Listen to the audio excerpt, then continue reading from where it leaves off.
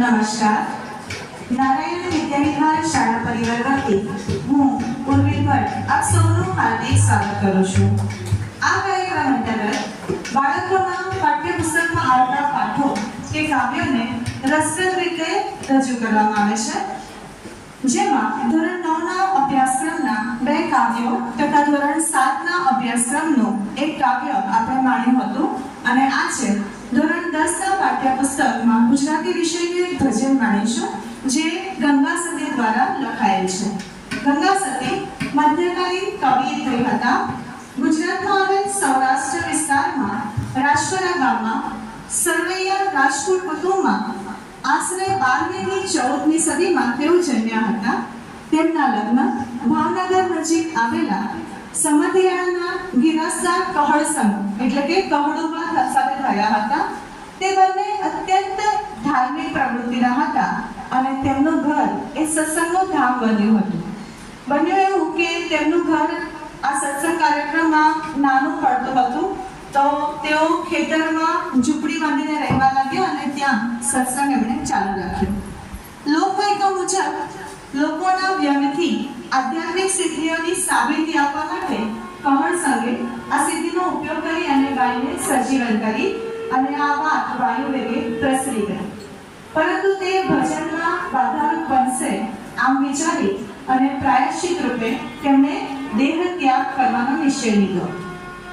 ગંગા સતીએ પણ તેમની સાથે દેહ ત્યાગની ઈચ્છા વ્યક્ત કરી, પરંતુ તેઓના પુત્ર અજોભા, તેમના પત્ની પાનબાઈ એ પણ અત્યંત ધાર્મિક વૃત્તિના હતા. કહળસંગે પાનબાઈનું આધ્યાત્મિક શિક્ષણ પૂરું ન થાય ત્યાં સુધી તેમને રોકાઈ જવાની આજ્ઞા કરી અને કહળસંગે દેહ ત્યાગ કર્યો. ત્યારબાદ એમ કહેવાય છે કે ગંગા સતી દરરોજ એક ભજન રચતા અને પાનબાઈને સમજાવતા. ગંગા સતીના આ ભજનો એ પાનબાઈને અપાયેલ આધ્યાત્મિક શિક્ષણ છે અને સતત તે 52 દિવસ સુધી ભજનોની રચના ગંગા સતીએ કરી અને ત્યારબાદ તેઓ સમાધિ લે છે. ગંગા સતીએ ગુરુનો મહિમા, મહત્વ, સજ્જન પુરુષનો મહત્વ, એના લક્ષણો વગેરે પર પ્રકાશ પાડ્યો છે. અને ધોરણ 10ના ગુજરાતી વિષયના પાઠ્યપુસ્તકમાંનું શીલવંત સાધુ, કે જેમાં સાધુ એટલે કે જેનું ચિત્ત શુદ્ધ હોય, જેના મનમાં મિત્ર કે શત્રુ એ અંગે ભેદ ના હોય, મનુષ્યને મળેલા જીવનનો સદુપયોગ કરી અને ભક્તિથી જીવન તરબોળ કરવા અંગેની વાત એમાં કરી છે. તો આ ગીત રજૂ કરશે ગુજરાતીના શિક્ષક શ્રી આદિત્યભાઈ રાઠોડ તથા હાર્મોનિયમ વાદક શ્રી વિરેન્દ્રભાઈ રાણા, જેઓ સંગીત શિક્ષક છે, તથા ગુજરાતી વિષયના શિક્ષક શ્રી વિજયભાઈ રાણા, તબલા વાદક. તો આવો પાણીએ ભજન શીલવંત સાધુ.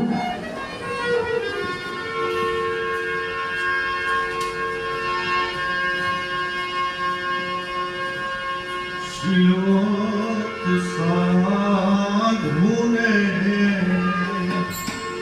વારે વારે ગમીએ દેના એ બદલે નહીં રતો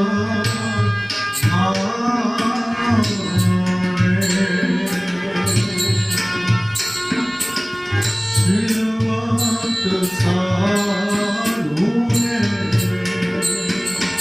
વારે વારે ગમીએ દેના એ બદલે નહીં રતો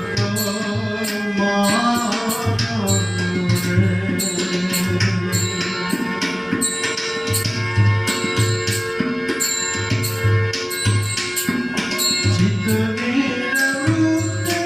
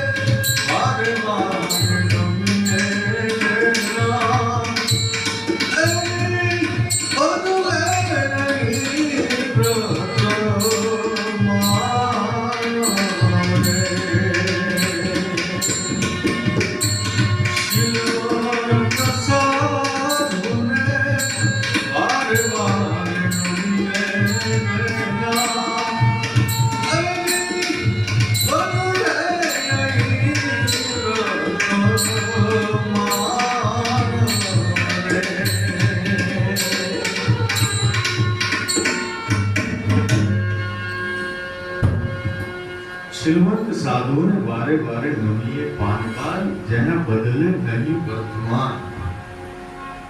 શ્રીમંત એટલે ચારિત્રવાન વ્યક્તિની વાત સાધુની ઉપમા આપીને ગંગા સદીએ આ કાવ્યમાં કરેલી છે કે ચારિત્રવાન વ્યક્તિના ગુણો કેવા હોય. સબળ ચારિત્રવાન વાળો વ્યક્તિ કેવો હોય, એક વ્યક્તિનું જીવન કેવું હોય, એની વાત ગંગા સતીએ આ ભજન દ્વારા મારી અને તમારી વચ્ચે મૂકેલી છે. આ બધા જે ભજનો લખાયા છે ગંગા સતી દ્વારા, આ બધા ભજનો એ આરાધના ભજનો છે. ગામડા ગામની માલકોર જ્યારે ભજનો થતા, રામજી મંદિરના ઓટલે બેસી અને ત્યારે કોઈ આવા સંગીતના સાધનો નહોતા. એક તારો જેને તંબુરો કહીએ અને બીજું મંજીરું, અને એ પછી ડોકડ આવ્યો. પણ પહેલા જે ભજનો થતા એ એક તારો એટલે કે તંબુરો અને મંજીરા ઉપર જ્યારે ગામના રામજી મંદિરે આ બધા ભજનો થતા, પણ એ આરાધ વખતે થતા. આપણે રાત્રિના 4 પહોર છે અને જે છેલ્લો પહોર છે એ આરાધનો પહોર છે કે જેમાં આરાધના ભજનો થતા. અને ગંગા સતીએ કુલ 52 ભજનોની રચના કરી અને 52 ભજન એને આરાધના ભજનોમાં જેની રચના થઈ છે. ગંગા સતી એ પાનબાઈને સંબોધીને ભજનોની રચના કરેલી છે. પણ એક મનુષ્યનું જીવન કેવું હોય એની વાત આ ભજનોમાં ગંગા સતીએ કરેલી છે કે સિલવંત સાધુને વારે વારે નમીએ. આપણને બધાને ખબર છે, આપણે વડીલો પાસે પણ સાંભળેલી વાત છે કે કોઈ વ્યક્તિ સારું કાર્ય કરે ત્યારે આપણા વડીલો એને કહેતા હતા કે આને સાધુવાદ. સાધુવાદ એ ઉપમા એક સાધુ માટેની નથી. સાધુ તો ચરિત્રવાન હોય જ છે, પણ સાધુની રૂપક બાંધી અને ગંગા સતીએ એક ચરિત્રવાન મનુષ્યની વાત કરી. શ્રીમંતનો મતલબ જ, શ્રીમંતનો અર્થ જ ચરિત્ર એવો થાય કે ચરિત્રવાન મનુષ્ય કેવો હોય કે ચિત્તની વૃત્તિ જેની સદાય નિર્મળ, એનું મન છે એ કાયમને માટે નિર્મળ હોય. એને કોઈ પણ પ્રત્યે ક્રોધ, દેશ આવી ભાવના ન હોય.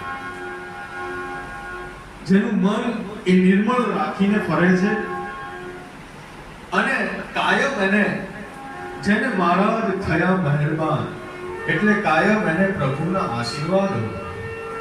એવો મનુષ્ય કે જેને શત્રુ અને મિત્રનો ભેદ ન, બધાની જ માટે એ એક જ સ્વભાવ લઈ અને ચાલતો હોય. કોઈ મિત્ર કે કોઈ શત્રુ આવો કોઈ જ ભેદ જેના મનમાં ન હોય અને એને એક જ કામમાં પ્રીતિ હોય. એ કયું કામ? તો કે પરમારથ. પરમારથનું કામ એટલે કે જેની સેવા કરીએ છીએ અને સેવા કરી અને પછી ભૂલી જવા, એને પછી વારે ઘડીએ યાદ નહીં કરે રાખવું કે મેં આ માણસની સેવા કરી હતી અને પછી 4 માણસોની વચ્ચે એની ચર્ચા કરવી, એવું નહીં. પણ જેને કામ જ પરમાર્થ માટે કરવું છે એવો મનુષ્ય એ ચારિત્રવાન મનુષ્ય હોય છે, એવું ગંગા સતી પાનબાઈ કહે છે.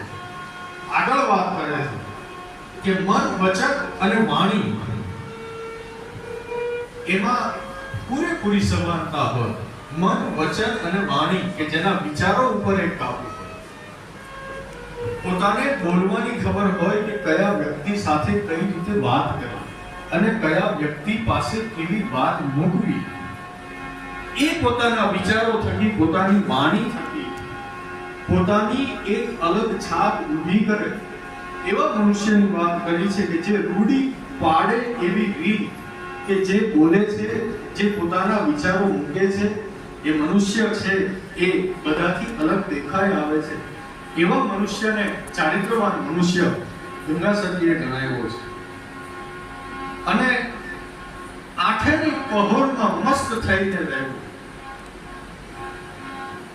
મેં વાત કરી એમ કે રાત્રિના 4 પહોળ છે અને દિવસના 4 પહોળ છે, એમ કરીને 8 પહોળ 24 કલાકના આપણા થાય છે.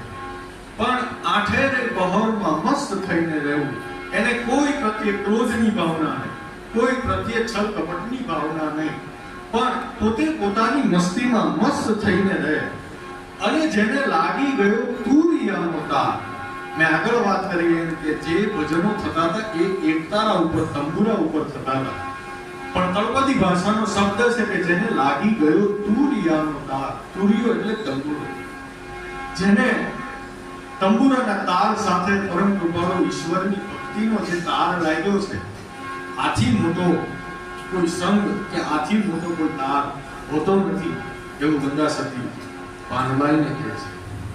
નામ અને રૂપ જેને મિથ્યા કરી અને જાણ્યું. આજે નામ પાડવામાં આવે છે એ મનુષ્યનો જન્મ થાય એ પછી મનુષ્ય જ નામ પાડે છે. રૂપ છે, જે શરીર છે, જે કાયા છે, એ તો બધાને ખબર છે કે આ શરીર રૂપી ખોડિયામાંથી એક વખત જીવ નીકળી જશે એટલે આ જે કાયા છે એ તો પંચમહાભૂતમાં બળીને ભસ્મ થઈ જ જવાનું છે, એમાં ભેળવાઈ જવાનું છે.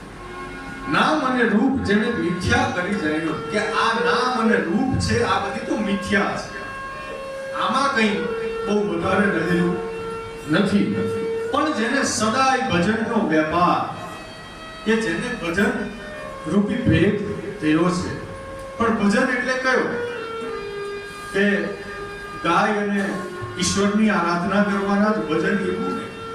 પણ જે આગળ વાત કરી કે જેને મિત્ર શત્રુનો ભેદ નથી, જેનામાં ચારિત્રવાળા ગુણો પડ્યા છે, જેને ચિત્તની વૃત્તિ, જેનું મન સાફ છે, જેના વિચારો કાયમને માટે સારા છે, આ ભજનનો વેપાર, આની વાત કરી છે. ભજનનો વેપાર એટલે એવો વેપાર નહીં કે ફક્ત ને ફક્ત માત્ર ને માત્ર ભક્તિ ભાવના જ ભજનો ગાવા, એના વેપારની વાત નથી કરી. પણ તમારા મન, કર્મ, વાણી અને વિચારો ઉપર જે કાબુ મેળવી અને જે માણસ પોતાના ચારિત્રનું ઘડતર કરે છે, એ ભજનના વેપારની વાત ગંગાસતીએ આ ભજનમાં કરી છે. પછી આગળ વાત કરતા કહે છે કે સંગ તું કરો તો તમે એવાની રે કરજો જે ઉતારે બહુપાર. વિદ્યાર્થી જીવનકાળનું જીવન છે ને, એને આ પંક્તિ કાયમને માટે સમજવા જેવી છે. સંગ તું કરો તો તમે એવાની કરજો કે તમે મિત્રતા એવા માણસની કરો, એવા ભાઈબંધની કરો જે તમને અવળા માર્ગે ન લઈ જાય, અને જો અવળા માર્ગે લઈ જાય તો એ સીધા માર્ગે વાળે. એવાને મિત્ર તમે બનાવો જેથી કરી અને તમારા જીવનનો મલખો છે ને બહુ પાર ઉતરે. કે સંગ તું કરો તો તમે એવાની રે કરશો જે ઉતારે બહુ પાર. તમે કોઈ આડા રવાડે ચડેલા હોય, તમે કોઈ ખોટી પ્રવૃત્તિ કરતા હોય, પણ જો કોઈ સારો મિત્ર હશે, તો સંગત સારી હશે, તો એ તમને સાચા રસ્તે લાવી અને તમને ટકોર કરી અને કહેશે કે આ વસ્તુ જે થઈ રહી છે એ બધી ખોટી થઈ રહી છે, આ વસ્તુ કરવી આપણી લાયકાત નથી, આપણે આવું ન કરાય. એ એક મિત્ર સાચી સલાહ આપે, એવા મિત્રની તમે સંગત કરજો. પાનબાઈ કહે છે, છેલ્લા અંતરામાં વાત કરે છે કે ગંગા સતી એમ કરી અને બોલ્યા કે જેને વચનમાં વિશ્વાસ.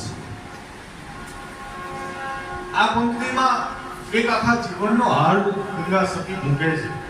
કઈ રીતે?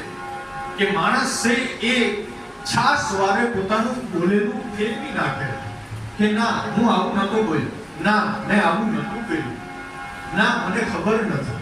બધું જ જાણતો હોવા છતાં, બધી જ હકીકત મનુષ્યને ખબર હોવા છતાં એ છાસ વારે બદલાઈ જાય છે. પણ ગંગા સતી શું કહે કે જેને વચનમાં વિશ્વાસ, કે જે બોલ્યા પછી ફરતો નથી, કદી જૂઠું બોલતો નથી, કદી મિથ્યા વાણી બોલતો નથી, અને જે સાચી હકીકત છે એનું જ વર્ણન કરે છે, એના ઉપર તમે વિશ્વાસ મૂકજો, જેથી કરી અને તમને કોઈ તકલીફ પડે નહીં. આ જે બધા ગુણો આ ભજનમાં મારી અને તમારી સમક્ષ મૂક્યા છે એ જીવન ઘડતરના ગુણો, કે એક મનુષ્યનો ઉછેર છે એ કંઈક ચારિત્ર લઈ અને થાય, એ માટે આ બધા ગુણો ગંગા સતીએ મારી અને તમારી સમક્ષ મૂક્યા. ગંગા સતીએ કુલ 52 ભજનો આપ્યા. 51નું ભજન પાનબાઈને સંભળાયું નહીં. ત્યારબાદ ગંગા સતીએ એમ કીધું કે હવે મારો સમય અહીંયા પૂરો થાય છે, હું આ દેહનો ત્યાગ કરી અને ઈશ્વરના માર્ગે નીકળું છું. ત્યારે પાનબાઈએ એમ કીધું કે હજી એક ભજન કઈ અને તમે તમારા દેહનો ત્યાગ કરો. અને છેલ્લું ભજન જે આપ્યું એ મેં અને તમે બધાએ સાંભળેલું છે. છેલ્લું ભજન એને આપ્યું, એના એકાદ બે મુખડા તમારી સમક્ષ મૂકું કે આ ભજન છે એને વિજ્ઞાનની સાથે પણ કેવું કનેક્શન છે. આજથી વર્ષો પહેલા આ બધા ભજનના મુરમીઓ આપણી વચ્ચે કઈ વાણી મૂકીને ગયા. છેલ્લું ભજન એને આપ્યું, વીજળી ચોમકારે મોતીડા પુરો પાનબાન અચાનક યાંધારા થાશે જોતરે જોતામાં દિવસો વિયારે જશે પાનબાન 21,600 કાળ થાશે વીજળીને ચમકારે મોતીડા પરવજો પાનબાન અચાનક યાંધારા થાશે. ભજન ગંગા સતીએ આ છેલ્લું ભજન આપ્યું કે વીજળીના ચમકારે મોતીડા પરોવો પાનબાય. હવે વીજળીનો ચમકારો થાય એટલે તરત કોઈના નાકામાં મોતી પરોવાઈ જાય આવું બને નહીં. મોતી પરોવવા માટે તો પૂર્ણ પ્રકાશ જોઈએ, ત્યારે મોતી પરોવાય. પણ આ ભજન કહેવા શું માંગે છે કે મનુષ્યના જીવનમાં એક તક આવે એ કેવી છે કે વીજળીના ચમકારા આવે, અને આ તક જો ઝડપી લેશો તો તમારો બહુપાર ઉતરી જશે. અને આગળ કીધું એક આંકડો આપ્યો કે 21,600 ને કાળ થશે. 24 કલાકનું જે મનુષ્યનું જીવન છે ને એમાં 21,600 વખત મનુષ્ય શ્વાસ લે છે. ત્યારે તો કોઈ વિજ્ઞાનની શોધ નથી થઈ. એ વખતે પાનબાઈએ એમ કહી દીધું કે આ મનુષ્ય છે ને, પાનબાઈ ને ગંગા સતીએ એમ કહી દીધું કે આ મનુષ્ય છે 21,600 વખત શ્વાસ લે છે અને દિવસના 10,800 શ્વાસ લે છે. એટલા માટે જ આપણા સાધુ સંતો છે એ માળાના બેરખા 108 રાખે.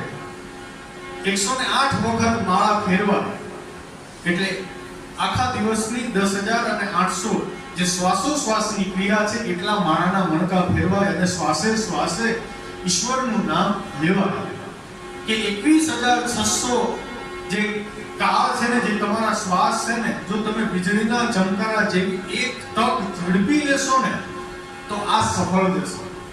તમે બધા જ 10મા ધોરણમાં ભણો છો, માર્ચ મહિનામાં તક આવે છે, જે આ તક ઝડપી લેશે એ એસએસસી પાસ કરી અને બહાર નીકળશે, અને જે આ તક નહીં ઝડપી શકે એ એસએસસી અને એસએસસી માં જ રહેશે, એ પાસ થઈ અને બહાર નહીં નીકળે.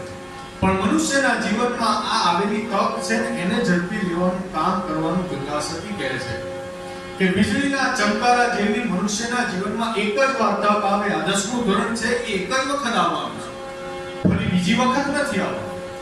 પણ 10મા ધોરણમાં સારા ટકા સાથે સારા પરિણામ સાથે જો તમે પાર થાવ ને તો એ 10મા ધોરણમાં તમે લઈ અને એ તકને ઝડપી લીધી.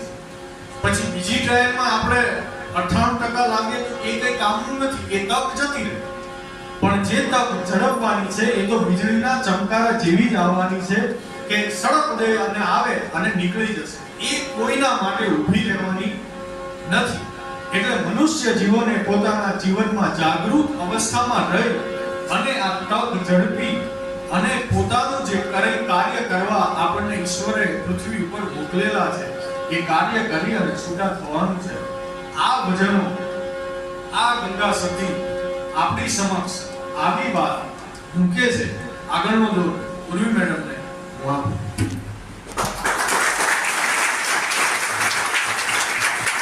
ખૂબ સરસ રજૂઆત આપણે માણી. હવે આવા જ બીજા કાવ્યો માણીશું. ફરી વખતે અહીં આ કાર્યક્રમ પૂર્ણ જાહેર થાય છે. Thank you very much. આપ સૌનો ફરીથી ખૂબ ખૂબ આભાર.